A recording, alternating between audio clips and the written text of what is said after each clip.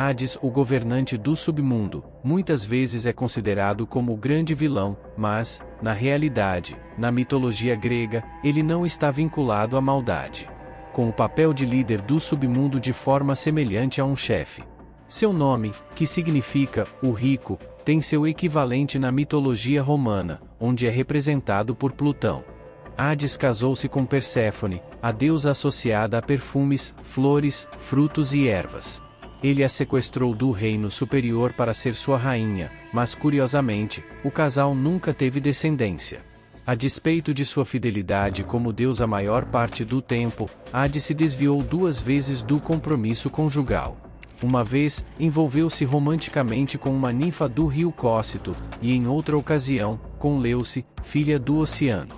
Além de ser o deus, seu nome é frequentemente usado para referir-se ao reino que governa, localizado nos trechos da terra. Hades é considerado um deus da segunda geração, filho de Cronos e Reia, e irmão de Hestia, Deméter, Hera, Poseidon e Zeus.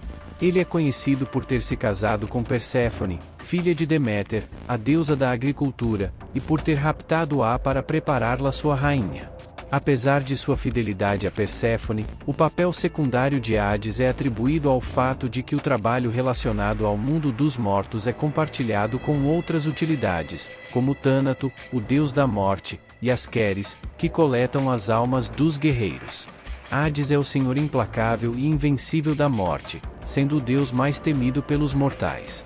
O medo de mencionar o nome de Hades levou ao uso de eufemismos, como Plutão. Embora tenha uma influência limitada na sociedade moderna, ele foi objeto de análises pela psicologia e envolveu adaptações cinematográficas, incluindo representações da Disney em diferentes momentos, como em 1934 de forma experimental.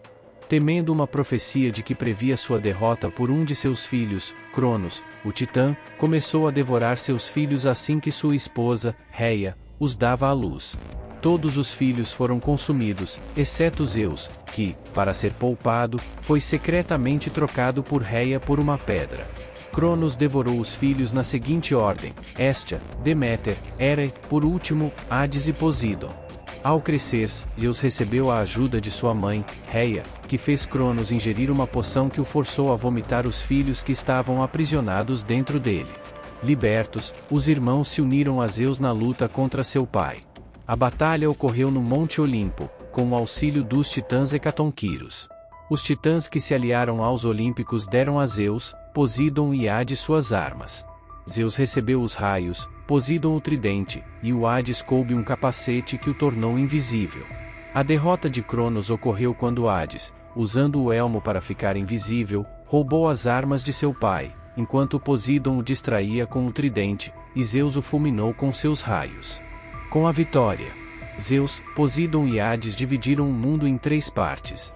Zeus governou a terra e o céu, Poseidon ficou com os mares e rios, enquanto Hades tornou-se o senhor do mundo denso e das sombras. Posteriormente, Hades casou-se com Perséfone, filha de sua irmã Deméter, e ela se tornou a rainha dos mortos ao seu lado. Mas, o casal não teve filhos.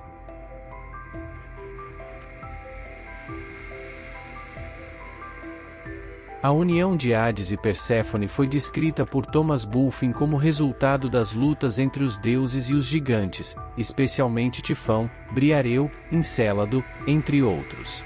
Após serem aprisionados no Etna, os cataclismos resultantes de suas tentativas de libertação levaram Hades a temer que seu reino fosse exposto à luz do sol. Para investigar a situação, Hades decidiu deixar seu reino, montado em seu carro puxado por corcéis negros. Enquanto estava no Monte Eryx, Afrodite desafiou seu filho a lançar suas flechas em Hades, no momento em que Perséfone estava passeando por ali. Flechado pelo amor, Hades arrebatou a bela sobrinha, que clamou por socorro, mas acabou renunciando-se. Hades incitou seus cavalos a fugir rapidamente até chegar ao rio Ciano. O deus feriu a margem do rio, abrindo a terra e criando uma entrada para o Tártaro. Versões alternativas do mito colocam o rapto de Perséfone em locais diferentes, como as margens do rio Cefiso em Eleusis ou aos pés do Monte Silene na Arcádia. Em algumas variantes, Zeus ajudou o irmão a colocar uma flor no abismo, fazendo Perséfone cair quando ela a colheu, permitindo que Hades a capturasse. Deméter partiu em busca da filha, indo de Eos, a Aurora, até as Hespérides, salvando um menino em sua jornada e ensinando-lhe a agricultura. Desesperada, parou à margem do rio Ciano, onde a filha foi levada. A fonte Aretusa intercedeu, contando a Deméter a história do rapto e revelando que Perséfone estava triste, mas já ostentava o semblante de rainha do mundo inferior. Outra variante inclui Deméter sendo auxiliada por Hécate, que levou até Hélio, o Sol, revelando que o rapto foi consentido por Zeus. Porém, Deméter, muito magoada, abandonou o Olimpo, vagando na terra como uma velha. Ao buscar a ajuda de Zeus, Deméter conseguiu a promessa de que Perséfone seria restituída, contanto que sua filha não tivesse ingerido nenhum alimento no mundo inferior. Hermes, mensageiro das almas, foi enviado junto com a primavera para garantir o acordo. Mas, Hades ofereceu uma romã a Perséfone, selando seu destino ao ingerir o fruto. Mesmo que Zeus tenha obrigado Hades a devolver Perséfone, ela chegou devido à interferência da romã. Apesar disso, Hades e Deméter chegaram a um acordo, permitindo que Perséfone passasse parte do tempo com cada um. Essa alternância entre o tempo passado com a mãe na terra, quando as plantas germinam e crescem, e o tempo com Hades no mundo inferior, simbolizava as estações do ano, com a primavera e o verão representando a presença de Perséfone na terra e o inverno correspondendo ao tempo em que estava no submundo. Hades e Perséfone, além de governarem as almas dos mortos, também atuavam como juízes com a ajuda de Minos, Radamanto e Éaco. O culto a Hades era bastante difundido tanto entre os gregos quanto, posteriormente, entre os romanos, na variante de Plutão. Embora registros indicam que Hades era pouco cultuado na Terra, possuindo, provavelmente, apenas um templo em Eleusis e outro menor em Elis, que era aberto uma vez por ano, por um único sacerdote. O temor em torno de Hades era tamanho, que seu nome raramente era mencionado, pois mencioná-lo poderia atrair sua cólera. Em vez disso, as pessoas preferem usar outros nomes, como Plutão, que significa o rico, em referência às riquezas provenientes do submundo, simbolizadas por uma cornucópia com tesouros. Homero menciona o forte, o invencível e o também Zeus do inferno. Na Grécia, os templos mais importantes dedicados a Hades ficaram em Pilos, Atenas, Olímpia e Élida. O culto envolvia a oferta de narcisos, ciprestes. O templo em Pilos era particularmente magnífico, e próximo ao rio Corelo, havia um altar compartilhado com Atena por razões místicas. Em Roma, um grande festival chamado Febroações ocorria em fevereiro, durando 12 noites, também conhecido como Carístia, pois as oferendas eram feitas em homenagem aos mortos. Durante o festival, touros e cabras eram oferecidos, e o sacerdote que comandava a cerimônia, usava uma coroa de folhas de cipreste. A cada 100 anos, foram realizados os jogos seculares em homenagem a Hades e como tributo aos mortos. Era proibido realizar sacrifícios durante o dia, já que o deus tinha aversão à luz.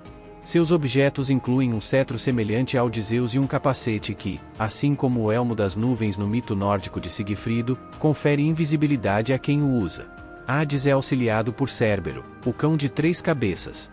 A figura de Hades é marcada por uma sobriedade, sem muitos ornamentos.